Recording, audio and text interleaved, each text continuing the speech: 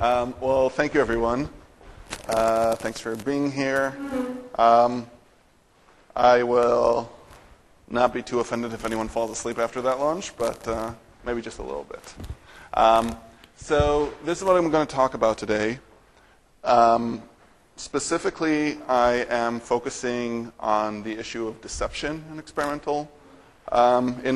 on human subjects, although I take it that this can be a broader issue than just talking about deception, but that's kind of my focus.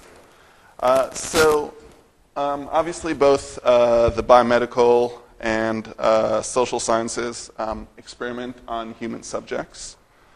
And there are, I think, some significant differences, nevertheless, between the two fields.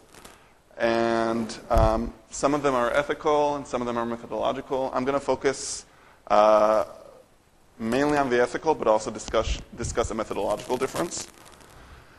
And my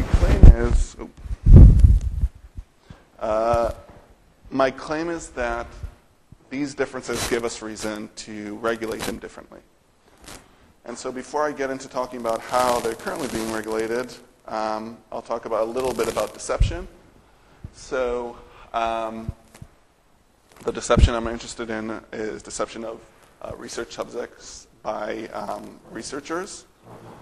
And these include all sorts of things like lies, white lies, omissions, falsehoods, and even bullshit, which has been made a technical term as well in the literature. The distinction, so I want to be very broad in how I capture the term deception, and I want to kind of lay it out in the beginning because, as you'll see, different disciplines and different people understand this term differently. I'm going to be as inclusive as I can when I talk about deception, and one reason I do this is because I suspect that the broader understanding we have of deception, I think the same kind of effects occur no matter what type of deception we're talking about. And I'll get into how these different types are in a moment. But if all these different things have the same effect, and that's an empirical claim that it's something that I want to actually try and empirically test, collaborate on testing some of my empirical claims here experimentally, but at least kind of from the armchair, I think that they all have the general kind of type of effect. So first of all, I'm including explicit deception, which is outright lying, telling an outright falsehood, and it also includes implicit deception. So that's even if you're telling, even if you're uttering a true statement, if that statement is intended to deceive or is misleading in any way, I still count that as deception. So just as an example of an economic experiment where this was done, giving research subjects a math test and telling them that the grade they're going to get there, that's going to affect another part of the experiment, is going to be based on their answers to the test. And this was literally true. However, it was based on how many even answers they gave on the test, rather than on how many correct answers they gave on the test. And I imagine if I just asked you here how you understood that, everyone's going to say based on how many correct answers. That's what the researchers counted on. That was actually necessary for the whole experiment to work. But they didn't say anything explicitly false. Nevertheless, I'm still counting that as deception. It can be verbal and nonverbal, so body language, wearing a lab coat makes people seem like they're scientists or doctors. I take that as a nonverbal form of deception. Good point. It can be, so some of these claims are, if you look at the literature on deception, some of these claims are contested, but like I said, I'm taking a broad stance on this, so it can be intentional or unintentional. I take it that you can deceive someone not on purpose, just because you happen to, especially with the body language, it's easy to see how unintentionally you can deceive someone. It can also be successful and unsuccessful. I don't so much care about that either. You try to deceive someone and they weren't deceived. Sometimes people don't count that as deception. I do as well. It doesn't have to be unethical, so it's not like every time we say something false or mislead people, we're doing something necessarily wrong. I'm not taking a stand on that, but you can think of cases where you lie just for purposes of social cohesion. So just, your spouse asks you how they look in a certain article of clothing, lie. I don't think that's an ethically wrong thing to do. Wearing certain clothing to present yourself a certain way, putting on makeup, all these things are in some ways deceptive. I don't think they're necessarily ethically wrong. And the deception can be real or it can be perceived, and I just have this here because sometimes, especially in psychology, you'll see later, subjects think that maybe the experimenter is deceiving them, even though the experimenter isn't doing anything that they understand to be deceptive. And so there I kind of also include that as part of my deception. So talking about oh wow, that green is really hard to see. Well, there's not. That's okay. That's just me telling you what I'm about to talk about. So,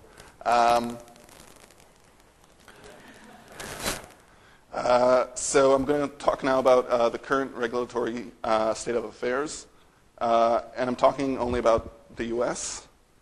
I know some of these are pretty similar in other English-speaking countries. I know the case in Israel is somewhat similar, but I'm focusing on the U.S. So something known as the common rule, protection for human research subjects. So 2 points that I take from here. One is that the policy applies to all research involving human subjects, both biomedical and social scientific. And that what is required is, if you want to do research on human subjects, is to submit your research proposal to an institutional review board and have that research authorized. There's one category that they use, exempt category, that just sometimes can be understood a little confusing. Doesn't mean that they don't need, that the research is exempt from IRB. It just means that it's exempt from a full IRB. So still the head of the IRB needs to approve it. So when it comes to deception in IRBs, this is one statement about them. So IRBs may approve a consent procedure which does not include informed consent. So you don't always need informed consent for your research to be allowed. There are certain conditions under which you don't have to. And taken from George Mason's IRB, we have this line about deception. Federal regulations permit but establish limitations on the use of deception in research. So that's all it has to say about deception. It's permitted but limited in some ways. So the take-home point here is that you are allowed to deceive subjects in research, at least in the US.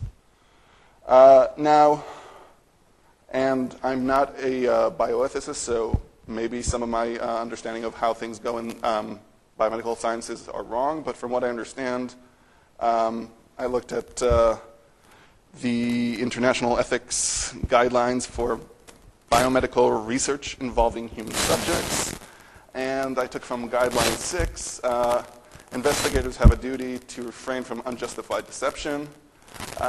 What counts as unjustified? That kind of opens some room for interpretation. It wasn't clear to me who does the justifying and who's the one that decides whether it's justified or not. But another line that I took from there is that lying to subjects is a tactic not commonly employed in biomedical research.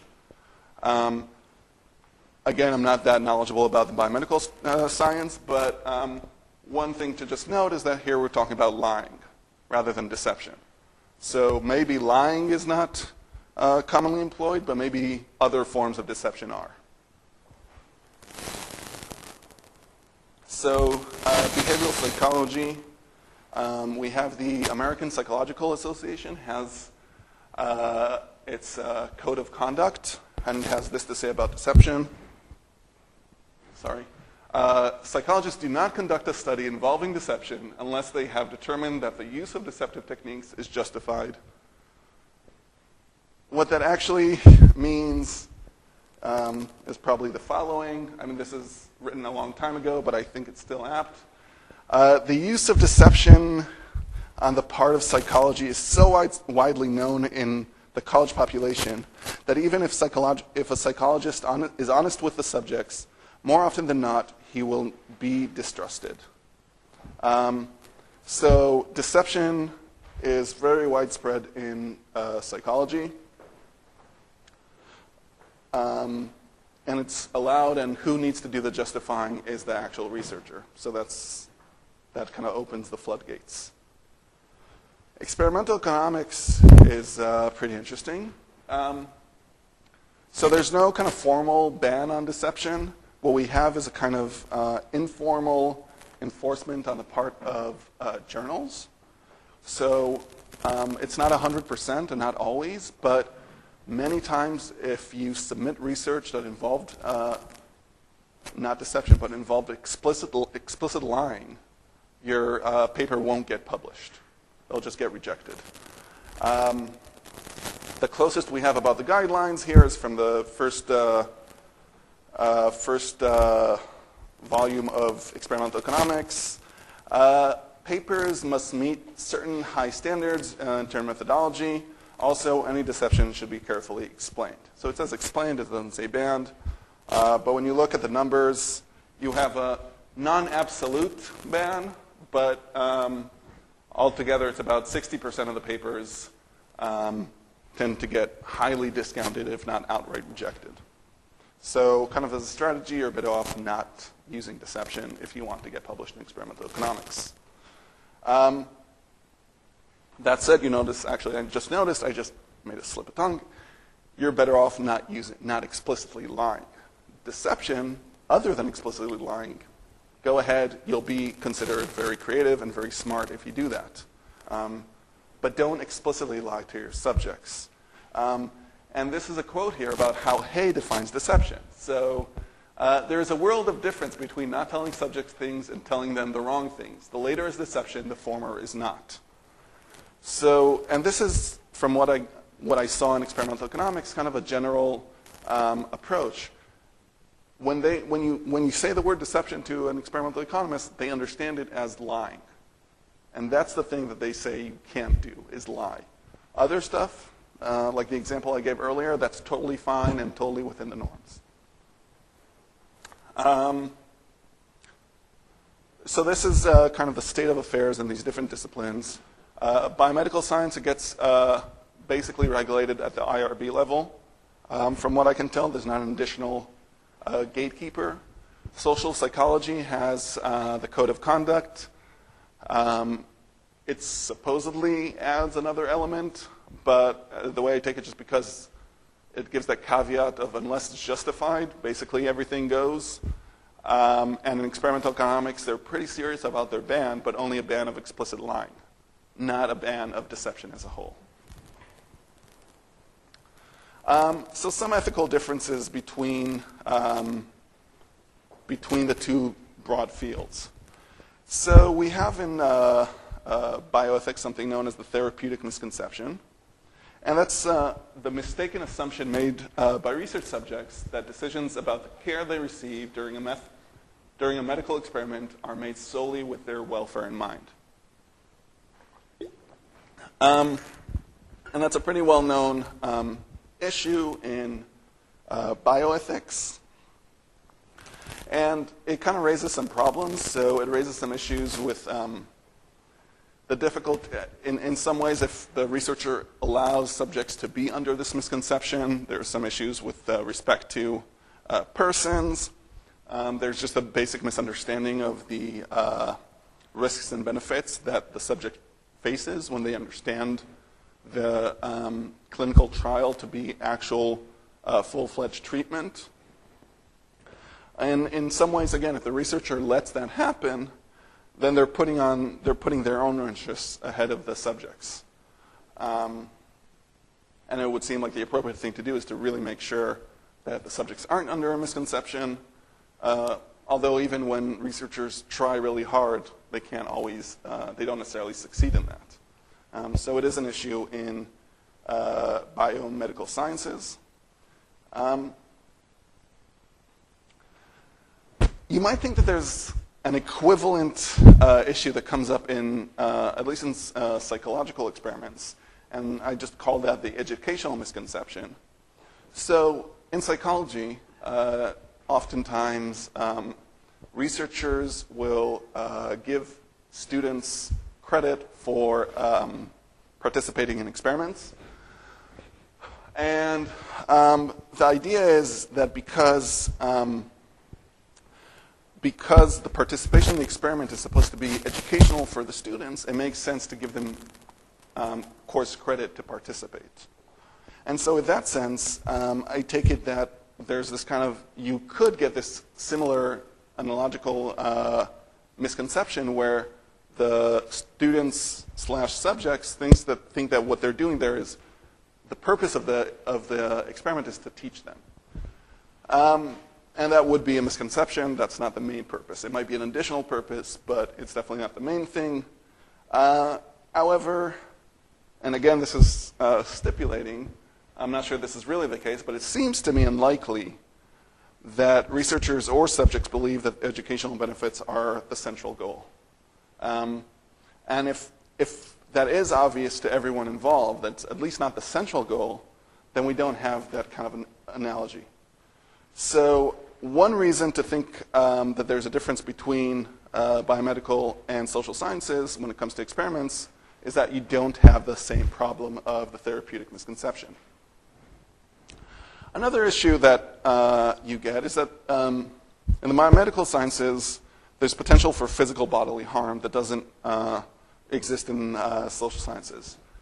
Now, there might be some interesting experiments, very creative ones, in which maybe there is a potential, but on the whole, that's not usually the case. On the whole, while you can get certain medications that might cause you actual physical harm, social experiments, that's usually not considered one of the dangers.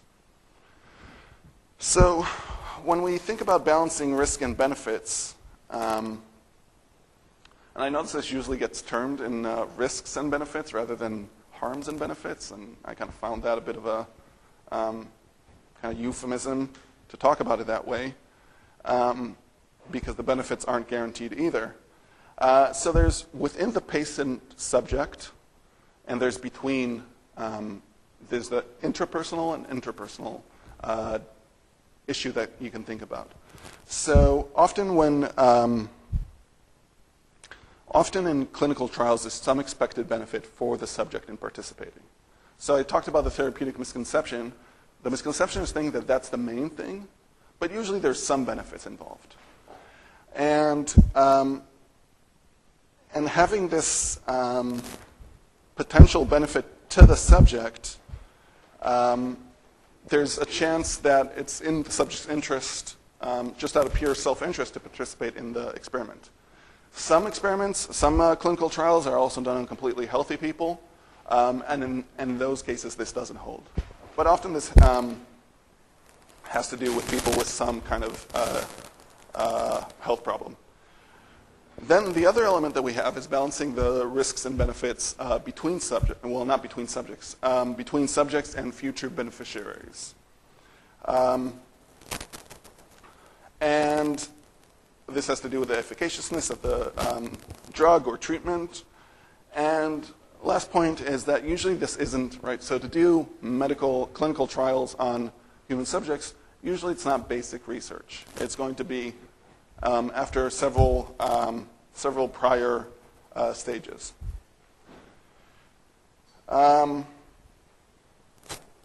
So So a few issues come up from this. One thing is that we can think of the harms and benefits as similar in kind. I think this is a bit of a broad stroke claim.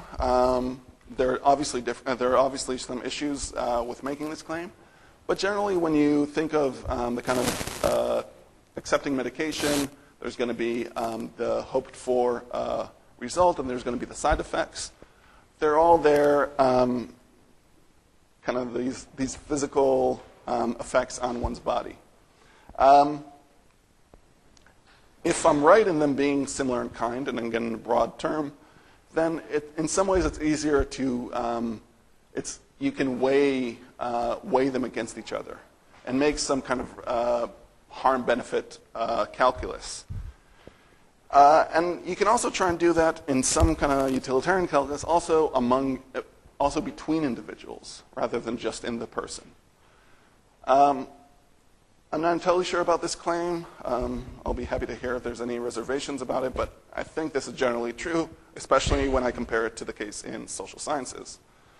So usually the subjects have no expected benefit beyond either the course credit, or in economics usually it's getting paid. But there's no benefit from that actual participation being subject to that particular experiment. But there are potential harms. So there can be violations of autonomy in different ways if you don't get, for instance, informed consent, if the subject was deceived. Some private information can be made public. So information, so there's all these different social scientific experiments that want to figure out issues about behavior, like criminal behavior, things like that. There are some dangers about that being made public. And sometimes they're just things that the subject doesn't necessarily want really to find out about themselves, that being put in a certain experiment in a certain situation, they don't have a choice but to discover about themselves.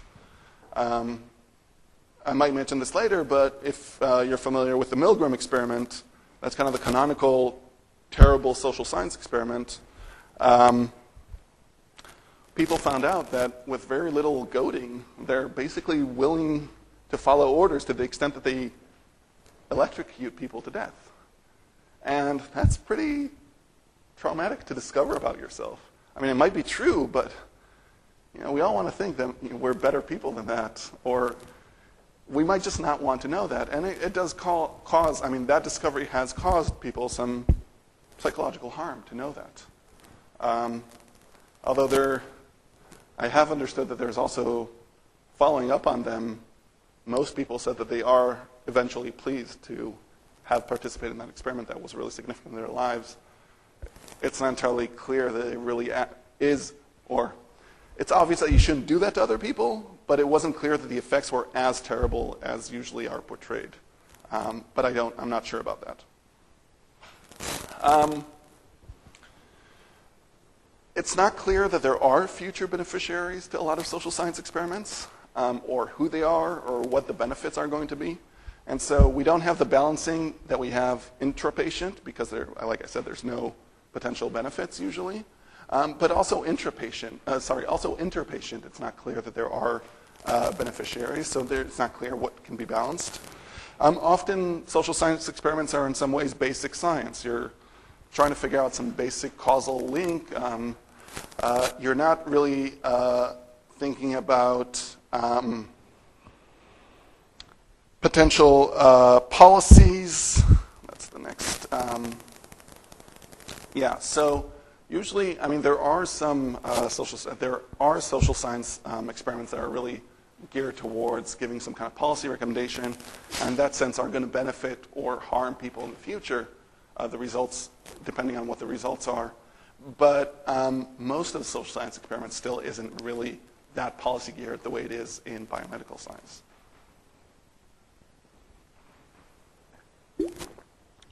So a methodological difference that I'm going to focus on now is first of all thinking of deception in what economists call a public bad. So we might think of this following causal condition. So one research uses deception on subjects. The subjects discover that they were deceived. The subject then adjusts their background beliefs about what to expect from future researchers. And then when they or their friends that have heard of this are subject to some research, they discount the information.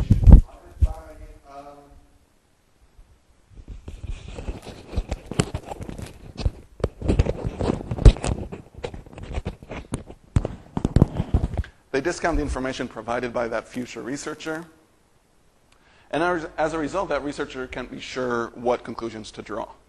Now, if that causal chain actually occurs, as actually quite a bit of experimental economists believe, then we have a public bad here. When people deceive, that harms everyone in the discipline. But I want to claim that it harms more than just the people in that particular discipline.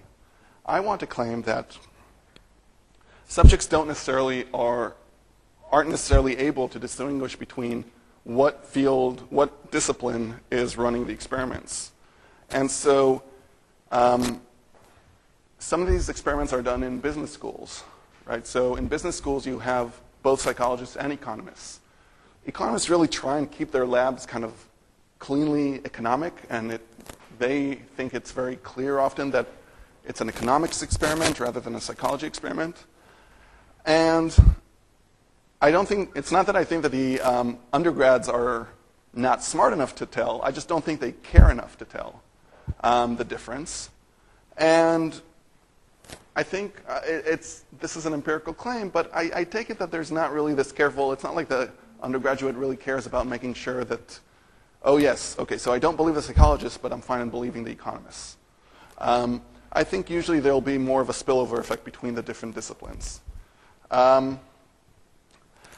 And that's something that I don't think that happens between the two fields that I'm talking about.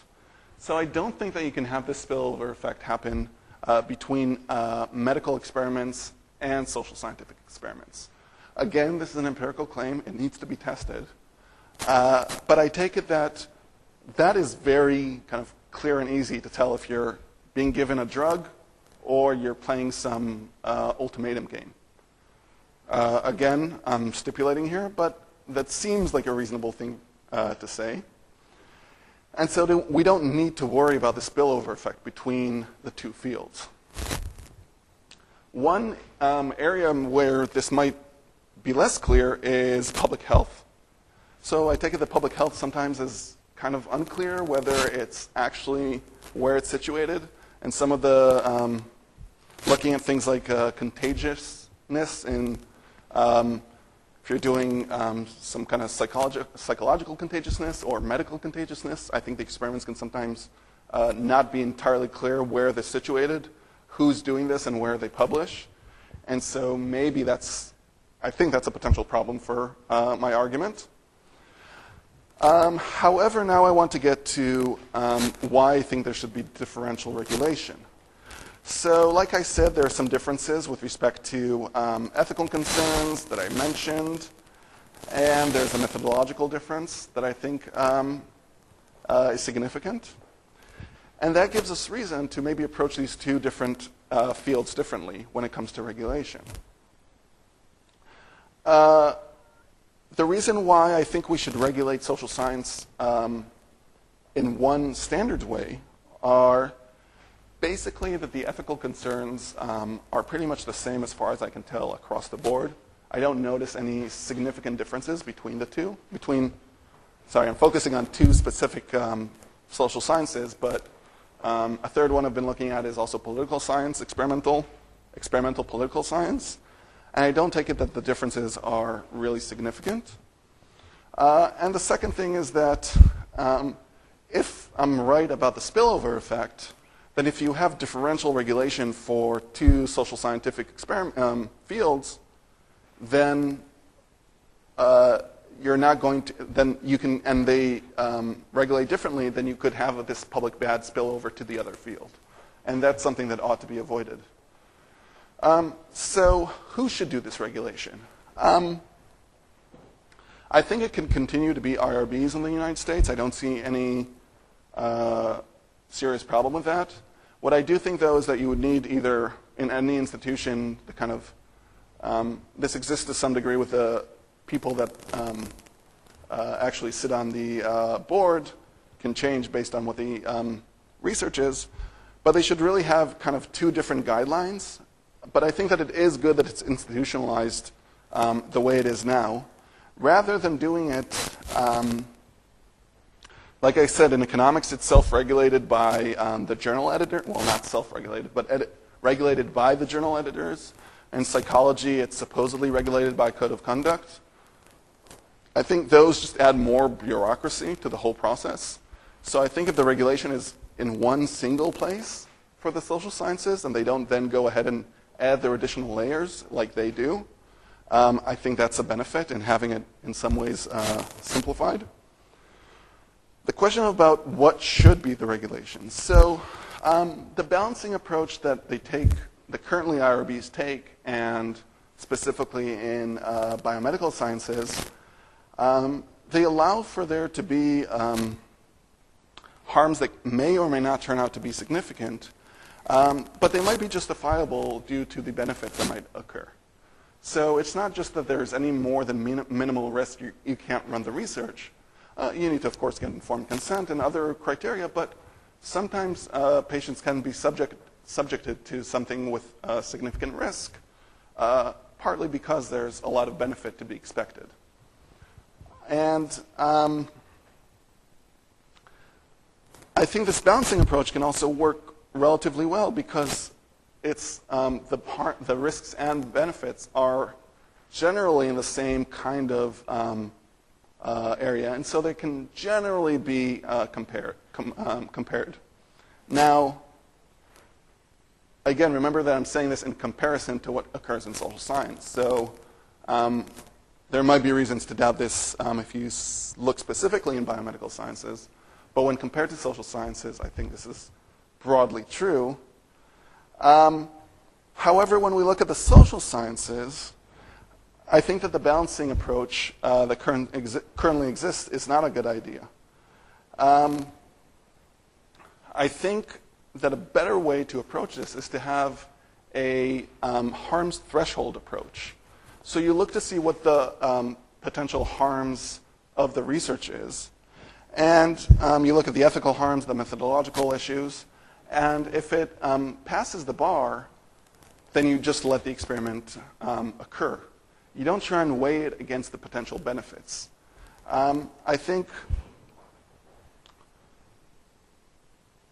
that the need to, or the idea that you need to balance it, adds additional difficulty. For one, it requires the researcher to actually have a good idea of what the benefits are, and they don't always know. So if you're thinking of experimental social science as basic research, the potential benefits can be enormous. What the actual benefits turn out to be can be very minor. And I think emphasizing the benefits, especially since potential benefits can, for a lot of these experiments, can be huge, but the actual benefits often do tend to be minor. I think that balancing is just doesn't work. We don't want to focus on the upshot. If the researcher thinks that they're interested in running this, for whatever reason they are, I think that's enough as far as benefits are concerned. What we need to do then is look and see what the harms are. And if those are acceptable risks in research context, then they're just acceptable, not compared to the possible upshot of each experiment. And I think this can also work in social sciences because the risks are relatively lower when compared to the biomedical sciences. So the threshold, now where the threshold needs to be, I'm undecided on, or I haven't really made any substantial claim. It could be very high, and in which case we think you can't have any deception. It could be relatively low, and you might think that, yeah, the harms that we face from deception aren't really necessarily that serious.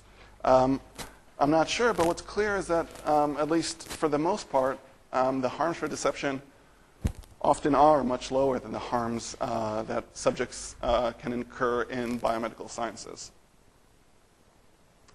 So, however one determines who the gatekeeper is and how the policy is run, I do think that there is room for this differential policy approach, where even though we're dealing with human subjects across the board, I think there is a good idea. It is a good idea to try and differentiate when we deal with different fields. And I think that continuing the status quo is it's problematic because it does in different ways really infringe on the advancement of social sciences. Just one example from political science. So IRBs require, if you do experiments in other countries, you need to get authorization usually from those countries' IRBs or IRB equivalent. That sounds reasonable enough, I think, for biomedical sciences. The problem with something like political science is if you try and run some experiment that has to do with voting and some effects of voting, and you try and run it in an authoritarian country, their IRB equivalent isn't going necessarily to care about the welfare of the subjects, which is usually what IRBs are focused on. They're probably going to be more concerned with how that's going to affect the regime. And so if it's an authoritarian country, chances are they won't let any kind of democratic testing stuff go on there. And that just means that you can't have that research. Political scientists, some that I've spoken to, think that this is a really bad way to do it. But they do see how in biomedical sciences it's reasonable to have a similar requirement. So that's just one example of some potential research that gets blocked because they're treated unified fashion. So that's it. I'm done. Thank you.